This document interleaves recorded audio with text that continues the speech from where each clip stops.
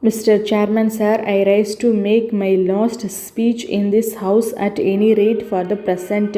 Even without being a member, I had the privilege of participating in the proceeding of this House.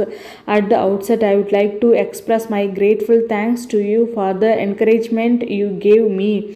Particularly during the early stages of my career here, you have adorned the chair with distinction. I am glad to express my feeling that this house has been quite fortunate in having you as the guide for the purpose of transacting business in this house and also for the various purposes for which the chairman is called upon to function.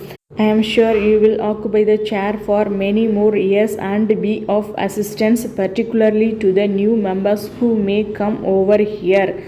As far as my participation in this house is concerned, whenever I had occasion to be here to listen to the members and then reply to the various points raised by them, I always felt that I was functioning at a higher level. That was because of the great statesmen who have been occupying seats in this house. I should make a particular reference to the leader of the opposition.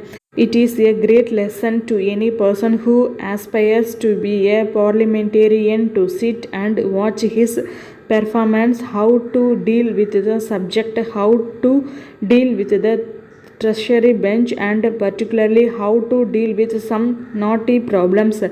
I must confess that if I had been benefited by listening to anybody, I can give first mark to the leader of the opposition. His speech was always a shining example to others.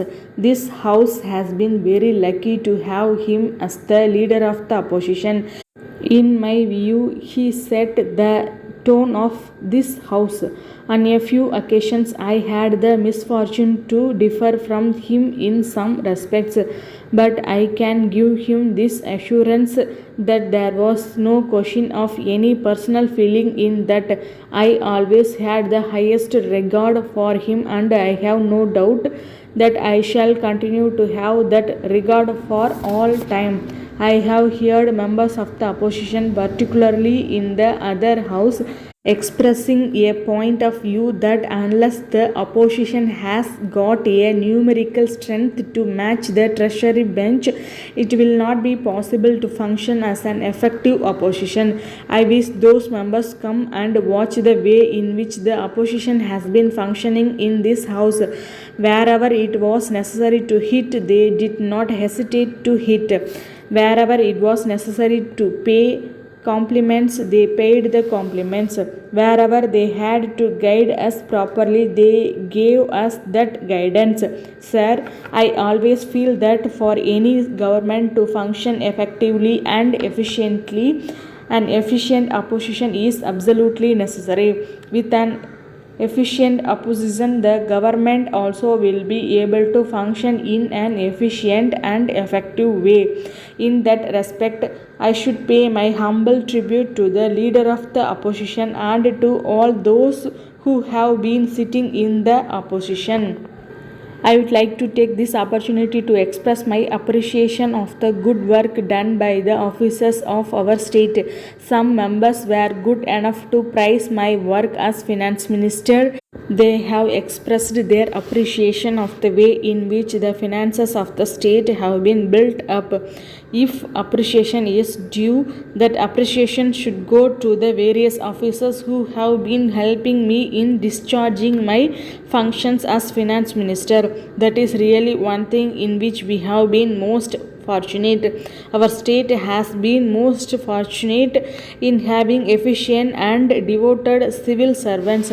It is because of them that our state has earned a name of having the best administration in India today.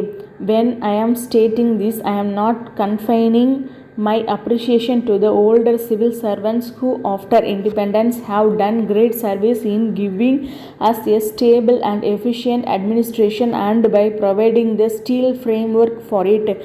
I am not confining my appreciation to those who had already had the training in the methods of administration. My appreciation is also due to the younger generation of officers. The younger generation have been doing their duties in such a devoted manner that I have no doubt in my mind that in future government will be well served by the officers we have.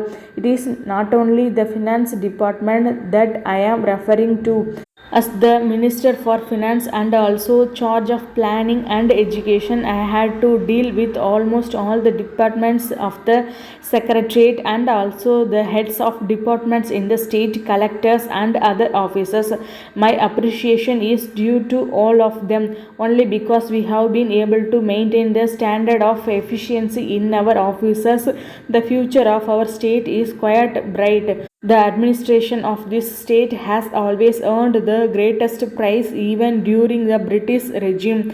It has been possible for us to maintain that name and I hope we will continue to maintain it. Sir, I am particularly thankful to the members of this house for wishing me well in my change of forum. I have decided to contest a parliament seat. I hope I will succeed. I am sure that in the elections and in the discharge of my duties in parliament, I will carry the good wishes of the members of this house.